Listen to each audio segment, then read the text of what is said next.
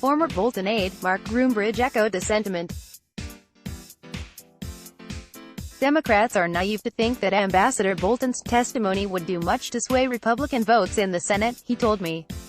But most Republican senators are staunchly opposed to the idea, arguing it's a step the House should have taken before voting to impeach Trump. The Senate is not an investigative body. We are not here to open up new lines of investigation, to chase down things that the House didn't do. The House had the opportunity to pursue these issues, they did not take that opportunity in most cases.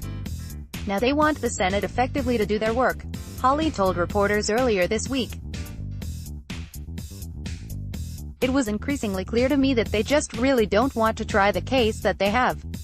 They have a case, they don't want to try it. They want to open up new lines of inquiry, they want to make a different case, as Trent Lott, who served as Senate Majority Leader during Clinton's trial in 1998, put it to me bluntly, this is not an impeachment trial.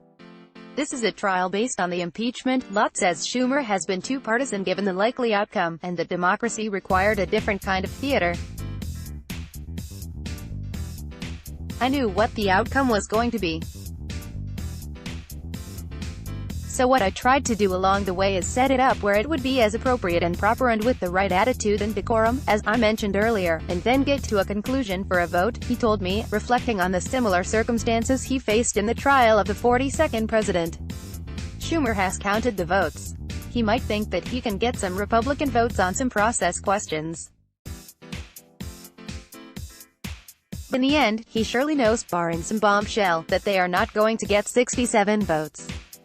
So why not find a way to do the job credibly and in a bipartisan way, knowing that, probably, the end result is going to be not to remove the president? And that was my thinking because I knew what it was going to be at the end, and it was, we didn't even get 50 votes to remove Clinton. Polling does support calling new witnesses in the Senate trial, with 66% of Americans in favor, even if the country remains split on impeachment broadly. But of course, the longer the trial drags on, the longer Republicans will have to defend what is arguably indefensible. If the performance of Pat Cipollone and Jay Sekulow on Tuesday night serves as any sort of porn for the defense President Trump's team will begin to present tomorrow, we can expect a hodgepodge of criticisms of the House's process and references to Hunter Biden and the whistleblower complaint that kicked off the whole impeachment spectacle. Lott had a bit of advice for the president's team. I never felt like brevity hurt me when I was the majority leader. To be repetitive and bore the devil out of everybody is not a wise strategy. My advice to the President's Council would be, take the time to make your case and stop.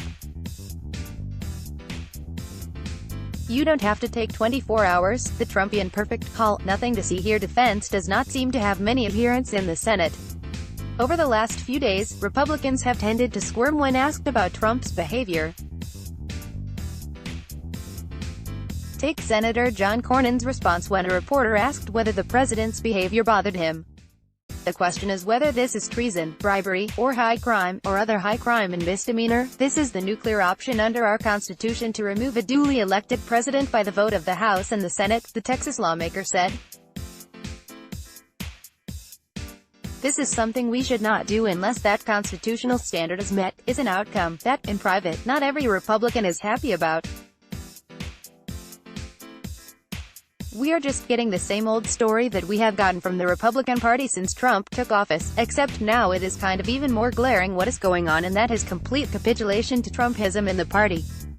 I think what they have calculated here is that it is better for them for their re-election careers and their political careers to tie their wagon to Trump now, for better or for worse, and ride it out, said a former staffer for a Republican senator.